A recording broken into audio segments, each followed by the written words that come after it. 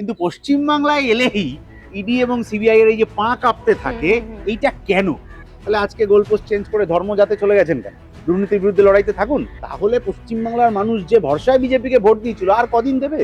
BJP যে দেশের সরকারে আছে এটাই মাঝে মধ্যে বিজেপির নেতারা ভুলে যান। ওরা ভাবেন যে আমি এখনো বিরোধী দল করছি। শুধু মালদায় গিয়ে ক্যাটারার ডেকে খেলে পরিযায়ী শ্রমিকের যন্ত্রণা মেটে না। সেই জায়গায় আমরা বিকল্প হিসেবে হাজির করতে চাই পজিটিভ বিকল্প। 26-এর নির্বাচনের দামামা বেজে গেছে, আমি বলছি না, রাজনৈতিক মহলে অনেকেই বলছেন, কারণ এই রাজ্যে নির্বাচনের আগেই নাকি ইডি সিবিআই রেড হয়।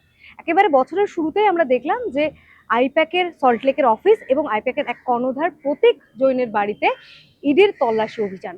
আর সেই ঘটনায় মুখ্যমন্ত্রী মমতা বন্দ্যোপাধ্যায়কে একেবারে রণংদেহী মেজাজে দেখা গেল। অনেকেই বলছেন যে রাজীব কুমারের সময় তাকে বাঁচানোর ক্ষেত্রে মুখ্যমন্ত্রী মমতা বন্দ্যোপাধ্যায়কে এই ভূমিকায় দেখা গিয়েছিল, একেবারে ধর্নায় পর্যন্ত তিনি বসে গেছিলেন। সেই একই চিত্র কেন, কি এমন আছে প্রতীক জনের বাড়িতে? তাকে বাঁচানোর এত তৎপরতা কেন, প্রশ্ন উঠছে। আপনি কি বলবেন? এখন তো সারদা নারদার পয়সা নেই, আর সুদীপ্ত সেন না থাকার জন্য ছবি বিক্রির পয়সাও নেই। তাহলে এখন ইলেকটোরাল বন্ডের টাকা কোথায় আসছে, কোথায় যাচ্ছে, নির্বাচনের সময় কোথায় কত যাবে, তার তালিকাটা সম্ভবত ওখানে রাখা আছে।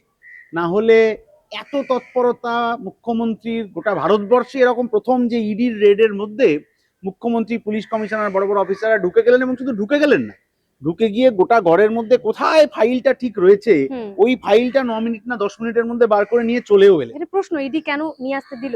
আর ওই ফাইলটা জানলেনই কি করে ওইটার মধ্যে আছে? এটা যেমন একটা প্রশ্ন যে ইডির যেখানে রেড হচ্ছে সেই বাড়ি বা অফিস, এটা তো আমার পাড়ার খেলার মাঠ না যে 4টে ইট নিয়ে গিয়ে বসিয়ে দিলাম, ফুটবল খেলা চালু হয়ে গেল, ওইটুকু আমার খেলার মাঠ হয়ে গেল বিকেলের জন্য। ইডির রেড তো তার ব্যাপার না। আমি দেখছি একের পর এক অফিসার ঢুকছেন, ওখানে যারা ওই দায়িত্বে আছেন তারা গেট পেট খুলে দিচ্ছেন, সবাই ঢুকছেন আবার বেরোচ্ছেন। বাড়িতে ঘোষণা করে গেলেন মুখ্যমন্ত্রী যে আমি যাবো ওর অফিসে, ওটা কতটা 12 না 13 কিলোমিটার দূরে, আবার ওখানে চলে গেলেন, ওখানে আবার গেট খুলে দেওয়া হলো, নাকি বেসমেন্টে উঠলেন। এই গোটাটা যে একেবারে সুন্দর করে লোকে বাংলা সিনেমার পাশে না দাঁড়িয়ে এই রাজনীতির নাটকের পাশে দাঁড়াবে, তাতে ইডির ভূমিকা কি? ইডি গোটা ভারতবর্ষ জুড়ে নির্বাচনের আগে উদ্দেশ্যপ্রণোদিতভাবে এটা করে, এটা যেমন বাস্তব, আবার উল্টো বাস্তবটা অস্বীকার করলে হবে না যে কোথাও ভারতবর্ষে ইডি রেডের সময় মুখ্যমন্ত্রী তার বাড়ি গিয়ে সেখান বা অফিসে গিয়ে সেখান থেকে জিনিসপত্র সরিয়ে আনতে পারেন। তৃণমূলের নেতারা বলবেন যে মুখ্যমন্ত্রীর একটা প্রোটোকল আছে, তো ফলে ইডি তাকে কিছু করতে পারে। কিন্তু আমরা যে মিডিয়াতে দেখলাম, আপনাদের মিডিয়াতেই তো দেখলাম যে দুজন পুরুষ পুলিশ কর্মী তারা ফাইলপত্র এনে এনে গাড়িতে রাখছিলেন, সেই গাড়িটা আবার তৃণমূল কংগ্রেসের নামে কেনা। তাহলে ওই দুজন, ওরা পুলিশ কর্মী না কি কর্মী আমি আন্দাজে বলছি, তাহলে ওরা যে এনে ওটা তৃণমূলের ওই গাড়ির মধ্যে রাখলেন, তৃণমূলের কেনা গাড়ির মধ্যে, তাহলে তাদেরকে ইডির অফিসাররা কি, তাদেরকে সিআরপিএফরা কারা আছেন সিকিউরিটির দায়িত্বে, তারা আটকালেন না কেন? তাদের তো কোনো প্রোটোকল নেই, তারা তো কোনো মাতব্বর নন। তাহলে এই গোটা চিত্রনাট্যটা আমাদের একেবারে দারুণ চোখ ধাঁধিয়ে গেল। কিন্তু আসলে হলো কি? 20 সালে এই কয়লা পাচার ইত্যাদির তদন্ত শুরু হয়েছিল, আজকে তো 26 সাল হয়ে গেল। তাহলে 6 বছরে ইডির অগ্রগতি কতটুকু? কেন হলো না? কেন ইডি সিবিআই আসবে তৃণমূলের নেতাদের ভয়ে লুকোতে হবে বলে যে বিজেপির নেতারা এত বড় বড় বক্তৃতা করছিলেন, তারা আজকে ইডি সিবিআই এর কাজে হতাশ টিভি মিডিয়ার সামনে বলে ফেলছেন? কেন? এই প্রশ্নের উত্তর কি আমরা নির্বাচনের আগে পাবো? আমরা আশাবাদী যে এই নির্বাচনের আগে উত্তর পাবো না। কিন্তু এই যে নির্বাচনের আগেই এই যে রেড গুলো, রাজনৈতিক প্রতিহিংসার শিকার গোটা হচ্ছে দেশে তাই হয়েছে, তো গোটা দেশে তাই হয়। আজকে ইডি বলুন, সিবিআই বলুন, কেন্দ্রীয় তদন্তকারী সংস্থা, আপনার মনে থাকবে চিদম্বরের বাড়ির পাঁচিল টপকে উঠে পড়েছে, এত তার কাজ করার আগ্রহ ছিল। দিল্লির মুখ্যমন্ত্রী, তাকে হাজতবাস করতে হয়েছিল, কেন্দ্রীয় তদন্তকারী সংস্থা তাকে হাজতবাস করিয়েছিল। ঝাড়খণ্ডের মুখ্যমন্ত্রীর কি হয়েছিল সেও আমরা জানি। কিন্তু পশ্চিমবাংলায় এলেই ইডি এবং সিবিআই এর এই যে পা কাঁপতে থাকে, এইটা কেন? সে প্রশ্নের উত্তর গোটা বাংলার মানুষ তাকিয়ে রয়েছেন বিজেপির নেতাদের দিকে। কারণ তৃণমূলের সাথে যে ইডি সিবিআই এর কিছু একটা সেটিং হয়ে গেছে, তো দিনের আলোর মতো স্পষ্ট। আইনজীবীরা যেমনটা বলছেন যে এই যে তদন্ত চলাকালীন মমতা বন্দ্যোপাধ্যায় বাধা দিলেন, কিন্তু গ্রেপ্তার করার নিয়ম আছে, গ্রেপ্তার করা যায়, তারপরেও কেন তাকে বাধা দেওয়া হলো না, গ্রেপ্তার করা হলো না? ইডি বোধহয় দিল্লিতে কারুর থেকে বকা খেয়েছে যে ওকে কিছু করা যাবে না। কারণ গত কয়েক বছর ধরে আমরা শুনছি, আমার রাজ্যের বিরোধী দলনেতা এতদিন ঘনিষ্ঠভাবে তৃণমূলকে চোখের সামনে থেকে দেখেছেন, এখন আরো ঘনিষ্ঠভাবে দেখছেন বোধহয়। তো এরা যখন দেখছেন, তখন তো কে কোন দুর্নীতিতে অভিযুক্ত বলেই যাচ্ছেন। আপনি মুখ্যমন্ত্রী আর বিরোধী দলনেতার শেষ 2-3 বছরের ইন্টারভিউগুলো শুনুন, এ বলছে ও চোর, ও বলছে ও চোর। কিন্তু না সিআইডি বিরোধী দলনেতার বিরুদ্ধে কিছুটা প্রমাণ করতে পারছে, না ইডি আমার তৃণমূলের নেতাদের বিরুদ্ধে কোনো কিছু প্রমাণ করতে পারছে। তাহলে প্রমাণ করার দায় যাদের, আরজিকরের ঘটনায় প্রমাণ করার দায় যাদের ছিল, তারা এখন বলছে না রাজ্য পুলিশ যা তদন্ত করেছিল তাই তো আমরাও তাই জায়গায় এসেছি। কিন্তু যে প্রশ্নগুলো সেদিনও ছিল সেই প্রশ্নগুলো আজও থেকে যাচ্ছে, যে মানুষকে বোকা বানানো হচ্ছে আসলে। কারণ এই ধরনের চর্চা হলেই কোথায় গঙ্গা পদ্মার ভাঙনে ক্ষতিগ্রস্ত মানুষ, তার জীবনযাত্রা নিয়ে চর্চা মিডিয়া হবে না? কোথায় 8,000 স্কুল বন্ধ হলো, তার চর্চা হবে না? স্কুলে মিড ডে মিলে দেওয়ার ঠিকমতো খাবার, ডিম সেদ্ধ দেওয়া গেল কিনা, চর্চা হবে না? তাহলে এই চর্চাগুলো যাতে না হয় তার জন্যই কি এত সুন্দর স্ক্রিপ্ট তৈরি করা হয়েছে? আচ্ছা দাদা, কেরালায় যখন ইডি রেড হয় আপনারা রাস্তায় নামেন, প্রতিবাদ করেন, তো এখানেও তৃণমূল একই রকম ভাবে প্রতিবাদ করছে, সেটা তো এখানে আপনাদের দিকে প্রশ্ন উঠছে যে একই তো ব্যাপার, পার্থক্যটা কি? সবসময় তো প্রশ্ন আমাদের দিকেই উঠবে, কারণ বিজেপি যখনই প্রশ্নের উত্তর দিতে পারবে না তখন ওরা প্রশ্নটা ঘুরিয়ে দেবে। তো আমার রাজ্যের বিরোধী দলনেতা তো 23 সালে খেলার মাঠ গোলপোস্ট ঠিক করেছিলেন দুর্নীতির বিরুদ্ধে লড়াই হবে, আর 23শে ডিসেম্বরে ঘোষণা ছিল 3টে তারিখ তৃণমূলের 4, 3 আর 2 নম্বর নেতাকে তুলে নিয়ে যাবে পুলিশ। তাহলে আজকে গোলপোস্ট চেঞ্জ করে ধর্মজাতে চলে গেছেন কেন? দুর্নীতির বিরুদ্ধে লড়াইতে থাকতে পারবেন না। যখন কেরালায় রেড হয়, যখন দিল্লিতে রেড হয়, যখন তামিলনাড়ুতে রেড হয়, তখনও যেরকম আমরা বলেছি যে ইডি সবসময় নির্বাচনের আগেই কেন জেগে ওঠে, এত সময় তারা কি করছিল। এটা পশ্চিমবাংলার ক্ষেত্রেও তো আমরা বলছি যে ইডির তো ওই 19-এর 3রা ফেব্রুয়ারি বামেদের ব্রিগেডের দিন বিকেলবেলা সিবিআই না ইডি সেই দৌড়ে রাজীব কুমারের বাড়িতে গেলেন, সেই দিন থেকে আজ পর্যন্ত ওই লাল ডায়েরি আর সবুজ ফাইল, একেবারে রঙের সমাহার আর কি, এই লাল ডায়েরি এবং সবুজ ফাইলের তদন্ত কতদূর এগোলো, ইডি কেন এতদিন ঘুমাচ্ছিল, নির্বাচনের রন্ধ আসতেই ঘুম ভেঙে উঠে পড়লো, সেই প্রশ্ন তো আমাদেরও থাকছে। কিন্তু প্রশ্নের জবাবটা দেবেন কি? অমিত শাহ কি দেবেন? আমি তো এখানে যখন অমিত শাহ এলেন তখন মাননীয় স্বরাষ্ট্রমন্ত্রীকে জিজ্ঞেস করা হলো যে এই যে এইসব দুর্নীতি নিয়ে কোনো একজন সাংবাদিক জিজ্ঞেস করেছিলেন, সাংবাদিক তো দেখা যায় না, এটা আবছা শুনলাম। অমিত শাহ বললেন আমি কেন্দ্রীয় কি স্বশাসিত সংস্থার ব্যাপারে কোনো হস্তক্ষেপ করি। তাহলে স্বরাষ্ট্রমন্ত্রী যদি হস্তক্ষেপ করতে না পারেন, ইডি অর্থমন্ত্রকের অধীন, সিবিআই ওনার নিজের দপ্তরের অধীন, তাদেরকে যদি উনি হস্তক্ষেপ করে দুর্নীতির বিরুদ্ধে তদন্ত ত্বরান্বিত করতে না পারেন, তাহলে পশ্চিমবাংলার মানুষ যে ভরসায় বিজেপিকে ভোট দিয়েছিল আর কদিন দেবে? কিন্তু আপনাদের বিরুদ্ধে আরো একটা প্রশ্ন উঠছে যে আপনারা রাস্তায় নেই কেন? মমতা বন্দ্যোপাধ্যায় সাংবিধানিক পদের মানে অপব্যবহার করলেন। মমতা বন্দ্যোপাধ্যায়ের দলই, মমতা বন্দ্যোপাধ্যায় নিজেও পথে নামলেন। বিরোধী মানে দলনেতা দল তারাও পথে নামলো, কিন্তু বামেদের, হ্যাঁ বিজেপিও পথে এই এই বিষয়টা নিয়ে, এই ইডির রেটটা নিয়ে তো আপনাদের পথে দেখা গেল না। পথে কেন নামবে? বিজেপি তো তার কেন্দ্রীয় যে তদন্তকারী সংস্থা, তাদেরকে ব্যবহার করবে দুর্নীতিগ্রস্তদের জেলে পাঠানোর জন্য।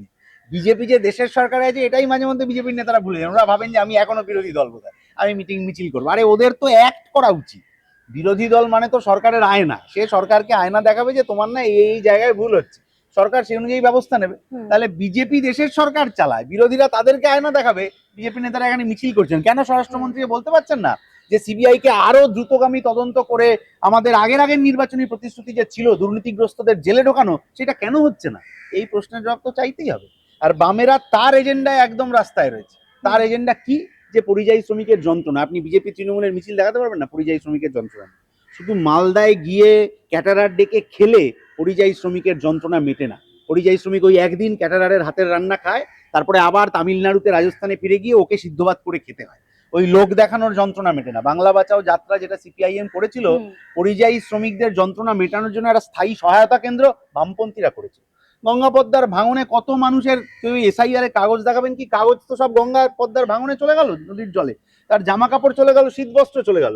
ওখানে বাচ্চাদের জন্য প্রাইমারি বিকল্প পাঠশালা তৈরি করেছে বামপন্থী, এই ভূতনির চরে। তৃণমূল বিজেপি আপনি দেখাতে পারবেন ওরা একটা বিকল্প পাঠশালা তৈরি করেছে? তাহলে এই যে বিকল্পের এজেন্ডা, সেইটা নিয়ে বামপন্থীরা রাস্তায় রয়েছে, যেটা নিয়ে তৃণমূল বিজেপি আপনি রাস্তায় পাবেন। সোনালী বিবির ক্ষেত্রে সেভাবে আপনাদেরকে সোচ্চার হতে দেখা যায়নি, এমনটাও অভিযোগ করা হচ্ছে রাজনৈতিক মহলে। যেভাবে আপনাদেরকে সামনের সারিতে দাঁড়িয়ে এটার মানে প্রতিবাদ করা দরকার ছিল, একজন পশ্চিমবঙ্গবাসী ভারতীয়, তাকে, তিনি গর্ভবতী, তাও তাকে অন্য দেশে পাঠিয়ে দেওয়া হলো। এটা খানিকটা উদ্দেশ্য প্রণোদিত বলে মনে হয়, রাজনৈতিক উদ্দেশ্য প্রণোদিত। কারণ এখন তৃণমূল এবং বিজেপি দুপক্ষরই হচ্ছে নিজেদের দোষ ঢাকতে গিয়ে অন্য কারুর দিকে আঙ্গুল তুলতে হবে। ফলে হাতের সামনে আছে সিপিআইএম। গত কয়েকদিন আগে বিজেপির একটি আমাদের এলাকায় পথসভা হচ্ছিল, 1 ঘন্টা মিটিং করেছেন, তার মধ্যে 58 মিনিটই হচ্ছে যে সিপিআইএম কে কেন ভোট দেওয়া উচিত না সেইটা বলেছে। ফলে তৃণমূলের বিরুদ্ধে ভোট পেতে পারেন, এটা কি মনে হচ্ছে? তৃণমূলের বিরুদ্ধে বলতে কোথাও হয় পা কাঁপে, না হলে কোনো প্রশ্ন যেগুলো সাধারণ মানুষ বলতে চান, প্রশ্ন করতে চান, সেগুলোর উত্তর দেওয়ার ওদের ক্ষমতা নেই, কারণ দিল্লি ওদের মুখ বন্ধ করে দিয়েছে। যে কারণে হয়তো ওরা এই কথা বলতে পারছে না, ফলে বামেদের দিকে আঙুল তুলে দিয়েছেন। সংখ্যালঘু নির্যাতনের প্রশ্ন, সেটা বাংলাদেশ, ভারত, প্যালেস্তাইন, ভেনেজুয়েলা, যেখানে খুশি হোক, বা এই ধরনের এই যে পরিযায়ী শ্রমিক, তাকে হচ্ছে যে বাইরে পাঠিয়ে দেওয়া হলো, পুশব্যাক করে দেওয়া হলো, সেইটা, বা আমি আজকে আপনাকে টাটকা টাটকা বলছি, আজকে এই যে 2002-এর ম্যাপিং এ যাদের নাম আছে তা সত্ত্বেও তাদেরকে যে নির্বাচন কমিশন ডেকে পাঠাচ্ছে, তার বিরুদ্ধেও আমাদের কথা, আমাদের প্রতিবাদ সেটা যথেষ্টভাবে আছে, রাস্তাতে আছে, সোশ্যাল মিডিয়াতে আছে। কিন্তু বিজেপি এবং আমরা, বাংলা বাঁচাও যাত্রা হোক, ইনসাফ যাত্রা হোক, আমরা যে বিকল্পের কথা তুলে ধরতে চাইছি, একদম গরিব পিছিয়ে পড়া মানুষের অর্থনৈতিক যন্ত্রণা, জীবন যন্ত্রণার কথা যে বলতে চাইছি, সেইটা নিয়ে বিজেপি তৃণমূল কেন রাস্তায় নেই, সেই প্রশ্নটা বিজেপির নেতাদের করতে হবে। আচ্ছা, আমরা দেখলাম যে শ্রমিক ভট্টাচার্য তিনিও কিন্তু সিপিআইএম কে ভোট না দিয়ে বিজেপিকে ভোট দেওয়ার কথা বলছেন। কি মনে হচ্ছে এবারে যে আসন্ন নির্বাচনে কি আপনাদের এবার একটা খাতা খোলার সুযোগ হতে পারে, মানে বিধানসভায়? 23-এর পঞ্চায়েত নির্বাচনটা যদি ঠিকমতো হতো তাহলে তারপর থেকে পরিস্থিতি অন্যরকম হয়ে যেত, কারণ কয়লার টাকা, বালির টাকা, গরু চুরির টাকা খেয়ে যারা অভ্যস্ত, 23-এর পঞ্চায়েত নির্বাচনে সিপিআইএম এর কাস্তে হাতুড়ির তারা ছাপ লেখা ব্যালট কেন তাদের চিবিয়ে খেতে হয়েছিল, সে প্রশ্নের জবাব তৃণমূল এখনো দেয়নি। নদী থেকে মাটি তুলে অভ্যস্ত যে তৃণমূল, তারা নদীতে গিয়ে ব্যালট বাক্স পুরো উল্টে ফেলে দিতে হয়েছিল, ব্যালট বাক্সের মধ্যে কালি ঢেলে দিতে হয়েছিল, সিসিটিভিতে কাগজ দিয়ে দিতে হয়েছিল। কেন? কারণ পরিস্থিতি এরকম একটা তৈরি হয়েছিল যে ওইখানে সিপিআইএম বামপন্থীরা একটা শক্তি নিয়ে হাজির হতে পারে। 6 জন কর্মী শহীদ হয়েছেন ওই পঞ্চায়েত নির্বাচনে সিপিআইএম। ফলে ওইখান থেকে পরিস্থিতিটা ঘুরে যাওয়ার একটা সম্ভাবনা ছিল, যেটা সেই সময় জোর করে তৃণমূলকে আটকে দেওয়া হলো। রাজ্য নির্বাচন কমিশন যারা ছিলেন এখনো পর্যন্ত পশ্চিমবাংলার সবকটা বুথে 23-এর পঞ্চায়েত নির্বাচনের রেজাল্ট হাজির করতে পারেননি। তাহলে সেই সময় হলে পরিস্থিতি অন্যরকম হয়ে যেত। এখন আবার এই সময়ের মধ্যে ইনসাফ যাত্রা বলুন, বাংলা বাঁচাও যাত্রা বলুন, বা এলাকায় পরিযায়ী শ্রমিকদের সমস্যার সমাধান বলুন, মাইক্রো ফিন্যান্সের জাল, এটা নিয়ে খুব এখন এই ইন্টারভিউতে বেশি কথা বলার সুযোগ নেই, কিন্তু এই যে ব্যাংকগুলো তুলে দিচ্ছে কেন্দ্রীয় সরকার, গ্রামে ব্যাংক কমে যাচ্ছে এবং তার ফলে গ্রামে গ্রামে শুক্রবার করে খাতায় লিখে যে মহাজনরা, বর্তমান মহাজনরা সুদের টাকা নিতে আসছেন, ওই মাইক্রো ফিন্যান্সের 33,000 কোটি টাকা গ্রামের গরিব মানুষের মাইক্রো ফিন্যান্সে খাটছে। বিজেপির সরকার কি তৃণমূলের সরকার এই নিয়ে কোনো কথা বলছে? আমরা এই বিকল্পগুলো নিয়ে মানুষের কাছে হাজির হতে চাইছি যে মন্দির, মসজিদ, গির্জা, এটা ওটা, এটা তো হতে থাকবে আজীবন কাল ধরে, কিন্তু এই আমার দুবেলা দুমুঠো খেতে পাওয়ার যন্ত্রণা, সেইটা নিয়ে আমরা এই নির্বাচনে কথা বলতে চাই। এবং আমরা এটা বিশ্বাস করি, যেভাবে তৃণমূল তার প্রতিশ্রুতি রাখতে পারেনি এবং যেভাবে বিজেপি দুর্নীতির বিরুদ্ধে লড়াই তো ছেড়ে দিন, তৃণমূলও এখন ধর্ম নিয়ে রাজনীতির কথা বলছে, বিজেপিও বলছে, মানুষের কথা কেউ বলছে। ফলে এবারের নির্বাচনে সঠিকভাবে ভোট ইত্যাদি হতে পারলে, এই ন্যারেটিভ ঠিকমতো চললে, আবার নতুন করে কোনো কিছু মাথার ওপর, মনের ওপর চাপিয়ে না দেওয়া হলে এবারের ভোটের পরিস্থিতি অন্যরকম হবে। আপনারা এবার বিধানসভায় যাচ্ছেন, ভালো হবে নিশ্চয়ই। আমরা কারণ যখন বামপন্থীরা বিধানসভায় নেই তখন বাজেট অধিবেশনে আলোচনা হচ্ছে যে মুখ্যমন্ত্রী বড় ধর্মপ্রাণ মানুষ না বিরোধী দলনেতা বড় ধর্মপ্রাণ মানুষ। আপনি শেষ বাজেট অধিবেশনে দেখে নেবেন মুখ্যমন্ত্রী এবং বিরোধী দলনেতার ভাষণ, সেখানে কাজ নিয়ে, জিনিসপত্রের দাম কমা নিয়ে, সারের দাম বৃদ্ধি নিয়ে সরাসরি আপনি নির্বাচনের প্রসঙ্গটা একদম বলতেই মানে না, আমি ওটাই বলতে যাচ্ছি। না না না না, আসলে কি হয় যে আমাদের এখন গোটাটাই তো 2 মিনিট নুডলস এর মতো। কারণ তৃণমূল বিজেপি তারা যখন আসন সংখ্যা গুণে বলে দিতে পারছে, তারা এতটা আত্মবিশ্বাসী যে আমরা এই সংখ্যা পাবো। যে আসন সংখ্যা গত লোকসভায় গুণে বলেছিল সেই আসন সংখ্যা কি তারা পেল? ন্যারেটিভ সেট হয়, মানুষের মনে একটা প্রভাব পড়ে, ন্যারেটিভটা সেট করানো হয়। আমি তো এরকম গত কয়েকদিনে সোশ্যাল মিডিয়ায় কত রকম প্রিপোল এক্সিট, ওই যে কি সব হয় নির্বাচনের সমীক্ষা, নির্বাচনের আগে নানা রকম দেখছি, কেউ তৃণমূলকে 130 বলছে, কেউ 230 বলছে, এরকম আছে। কিন্তু ওই যে বাজেট অধিবেশনে ওইসব গন্ডগোলগুলো হলো ধর্মপ্রাণ মানুষ, কারণ বামপন্থীরা ওখানে ছিল না বলে। বামপন্থীদের শক্তি বাড়লে 26-এর নির্বাচনের পর যে বাজেট অধিবেশন হবে তাতে চাকরি বাকরি নিয়ে কথা বলতে হবে। আগে তো ইস্যু, তারপর তো ন্যারেটিভ।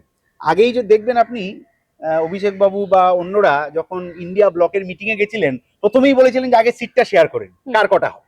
বামপন্থীরা একমাত্র সিপিআইএম বলেছিল যে না, আগে ইস্যু ঠিক করতে হবে, বিজেপির বিরুদ্ধে কি লড়াইটা হবে।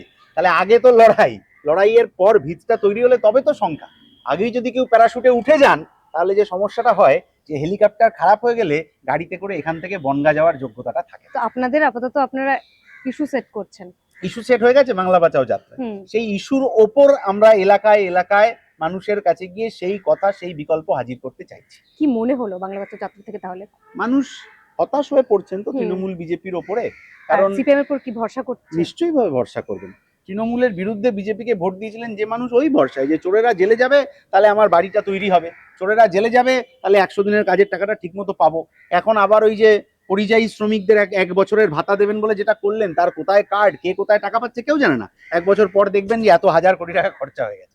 গোটাটা লুটের ব্যাপার চলছে তো, এবং লুট থেকে যাদের বাঁচানোর কথা ছিল কেন্দ্রীয় সরকার, তারা করতে পারেনি। আমরা বলছি যে সেই জায়গায় আমরা বিকল্প হিসেবে হাজির করতে চাই, পজিটিভ বিকল্প।